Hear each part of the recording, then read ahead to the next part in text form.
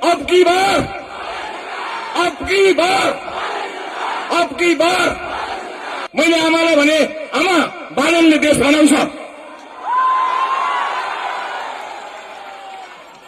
बालनले हाम्रो सपना पूरा गर्छ। यो भनाइको साक्षी मेरो श्रीमती छिन्। मैले उनलाई अँगालो हालेर उनलाई पनि त्यही भने। मेरो आमासँग कुरा भयो र मैले आमालाई भने, आमा बालनले देश बनाउँछ। अपदस्थ भएको बच्चालाई टाउकोमा र छातीमा ताकेर गोली लगाएको सरकारले ममाथि लगाएको मुद्दाले मलाई कुनै पनि दिन जेल पुर्याउला, मलाई अब चिन्ता छैन, किनकि देशले बालक पाएको छ। हिजो सबैभन्दा धेरै भोट ल्याउने सांसद भएको थिए, अब सबैभन्दा धेरै मत ल्याउने पार्टी बनेर संसदमा जानेछौ।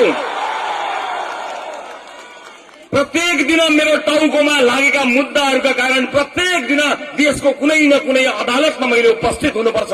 भोलि पनि 3-4 अदालतमा ममाथि मुद्दा लागेका छन्। मलाई परवाह छैन, जनताको मुद्दा बोकेर हिँडेको मान्छे त्यस्ता मुद्दा लड्दै गरौला, जित्दै गरौला। हारे हारिन्छ, जिते जितिन्छ।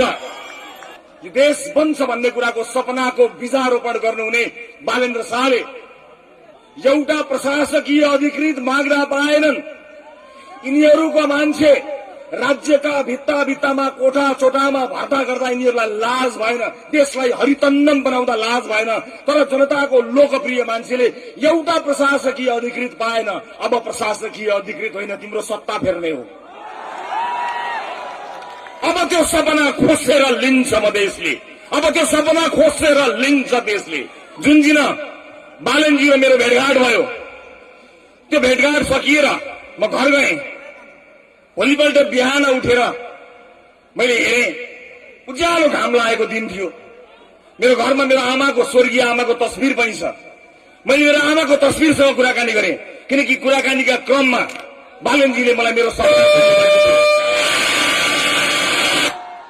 रवि लामिछाने र बालेन शाह बीचको वार्ता 5 मिनटमा सकिएको हो। बाँकी त हामीले एकअर्कालाई चिन्नका लागि मात्र समय खर्च गरेका हौं। अब देशको हितलाई केन्द्रमा राखिन्छ नि, त्यतिखेर कुनै वार्ताको नाटक गरिरहनु पर्दैन। तर आफ्नो हितलाई राख्यो भने मात्र यो वार्ता हुने र भाँडिने। हामी दुवै यो देशको हितका लागि र जनताको चाहना अनुसार एकै ठाउँमा आएका थियौं, किन यसको विकल्प छैन। अब नेपालले यो गरिबी सहन सक्दैन, अब नेपालले यो विभेद सहन सक्दैन र पर्दैन। मधेसलाई गरिब बनाएको हिसाब हुन्छ, स्कुलमा खाना नहालेको हिसाब हुन्छ, चेलीबेटीहरूलाई बोक्सीका नाममा गाउँमा दिदीबहिनीहरूलाई हिसाब पिसाब खुवाएको हिसाब हुन्छ। हर चीजको हिसाब हुन्छ, एक एक हिसाब हुन्छ। रवि दाइ अझै रवि दाइ